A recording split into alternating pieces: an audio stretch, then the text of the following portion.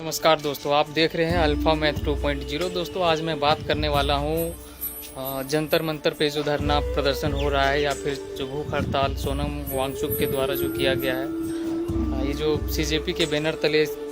NEET paper leak के मामले में जो आंदोलन शुरू हुई थी, आज लगभग 16 से 17 दिन होने को चली है। और सोनम वांगचुक जी जो कि एक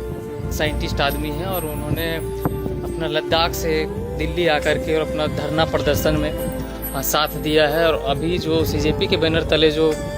प्रदर्शन वहाँ शुरू हुई थी, जो आंदोलन शुरू हुई थी, आज सोनम वांगचुक की ओर एक केंद्र की ओर देखा जा रहा है कि सोनम वांगचुक जो है लगातार 17 दिनों से 15-16 दिनों से लगातार भूख हड़ताल पे बैठे हैं। उनका तबीयत भी काफ़ी ख़राब चल रहा था। तो दोस्तों मेरा कहने का मतलब है, पहले ज़माने में क्या होता था ना कि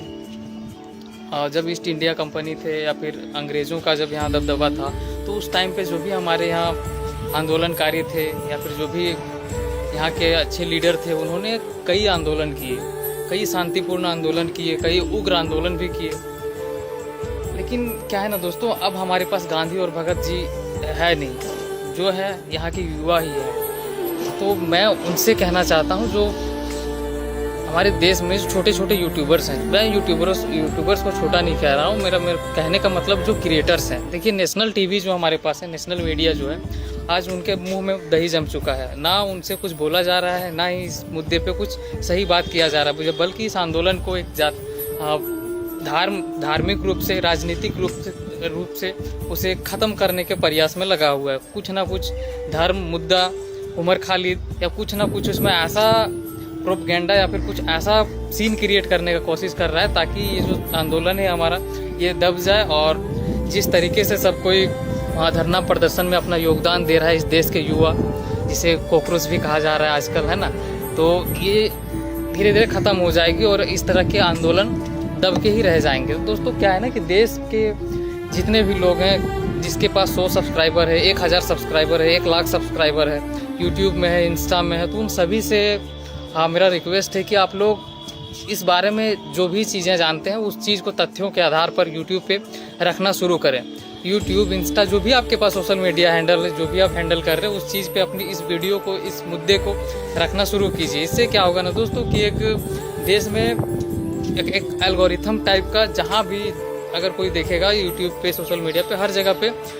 इसी मुद्दे पे बात होता हुआ नज़र आएगा। क्या है ना दोस्तों कि नीट का बहुत कोई कहता है ना कि मैं तो नीट का तैयारी नहीं करता, लेकिन भाई क्या है ना कि आप नीट की तैयारी नहीं कर रहे हो, लेकिन आपके बच्चे, आने वाले बच्चे हैं, आपके घर में आपके भतीजे होंगे, आपके और भी आस पड़ोस में होंगे, तो उन लोगों का ध्यान रखिए और उन लोगों के लिए इस आंदोलन को आगे बढ़ाइए, ताकि जो है हमारा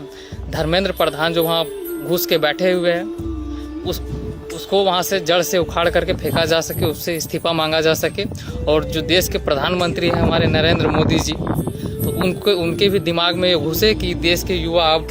शांत नहीं बैठने वाले हैं और सच में देश में अन्याय हो रहा है छात्रों के साथ, युवाओं के साथ, और इस चीज़ पर जल्द से जल्द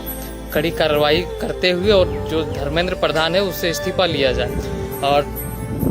इस बार अगर आंदोलन दब गया दोस्तों, तो आगे आने वाले भविष्य में कभी भी कोई आंदोलन सफल नहीं हो पाएगा और ना ही किसी युवा में हिम्मत होगा कि इस तरह के आंदोलन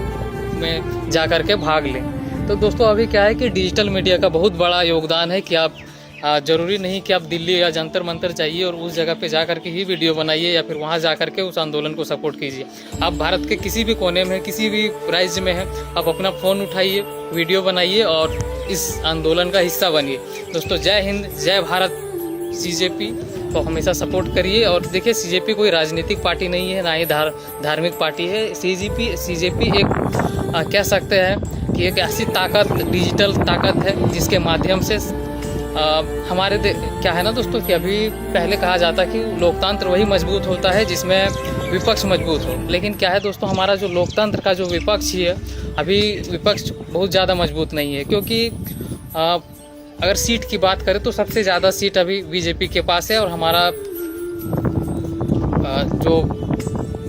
प्रतिपक्ष है, पार्टी प्रतिपक्ष, उतने मजबूत नहीं है। ना ही हमारे कांग्रेस में कोई उतने मजबूत लोग हैं जो कि वहाँ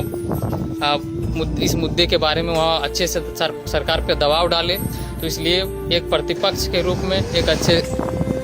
दबाव दल के रूप में हम सभी जनता को, हम सभी युवाओं को मिल करके काम करनी पड़ेगी, ताकि सरकार के ऊपर दबाव बने और एक अच्छे तरीके से जो हमारा देश का परिणति है, देश का शिक्षा व्यवस्था है, उस पर काम हो और देश की आगे की जो पूरे शिक्षा व्यवस्था का जो